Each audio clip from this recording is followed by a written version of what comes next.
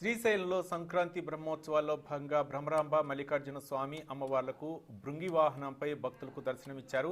పంచాహ్నిక దీక్షతో 7 రోజుల పాటు జరిగే బ్రహ్మోత్సవాల్లో రెండో రోజు ఉదయం స్వామి అమ్మవార్లకు విశేష పూజలు జరిగాయి.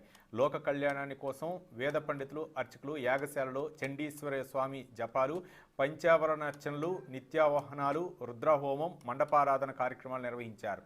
సాయంకాలం ప్రదోషకాల పూజలు, హోమాలు, జపానుష్ఠానాలు జరిపించారు. ఆలయ ప్రాంగణంలోని అక్క మహాదేవి అలంకార మండపంలో స్వామి అమ్మవార్ల ఉత్సవమూర్తులను ప్రత్యేక అలంకరణతో భృంగి వాహనంపై వేయించేసి ప్రత్యేక పూజలు, పుష్పార్చనాధికత్రులు చేశారు. గ్రామోత్సవంలో భాగంగా భృంగి వాహనాధీశ్వరులైన స్వామి అమ్మవార్లను గంగాధర మండపం నుంచి నంది మండపం వరకు, నంది మండపం నుంచి బయలుదేరి వీరభద్ర స్వామి వరకు ఊరేగించారు. స్వామి అమ్మవార్లకు అత్యంత సన్నిహితులైన చెంచు కళాకారుల జానపదాలు, కోలాటాలు, హరిదాసులు, వివిధ రకాల విన్యాసాల సందడితో ఊరేగింపు కొనసాగింది. గ్రామోత్సవంలో కార్యనిర్వహణాధికారి లవన్న, సిబ్బంది తదితరులు పాల్గొన్నారు.